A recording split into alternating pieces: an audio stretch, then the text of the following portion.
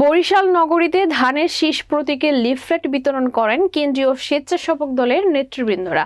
বরিশাল প্রতিনিধি হাওলাদার রাসেলের প্রতিবেদনে দেখুন বিস্তারিত।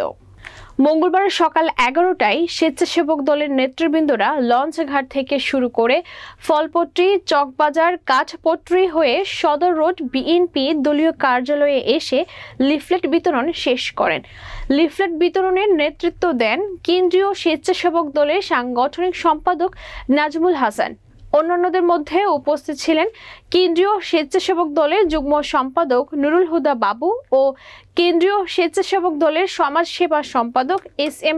মামুন হাশেমি দীপু, বরিশাল মহানগর স্বেচ্ছাসেবক দলের আহ্বায়ক মশিউর রহমান মঞ্জু, সদস্য সচিব খান মোহাম্মদ আনোয়ার, সিনিয়র যুগ্ম আহ্বায়ক আব্দুর রহিম, যুগ্ম আহ্বায়ক রিয়াজ, ডাক্তার আনিস, শাহাদ ও আহ্বায়ক কমিটির সদস্য ও 15 নং ওয়ার্ড স্বেচ্ছাসেবক দলের আহ্বায়ক নাইমুল ইসলাম রাসেল সহ বরিশাল মহানগর স্বেচ্ছাসেবক দলের নেতৃবৃন্দরা উপস্থিত ছিলেন।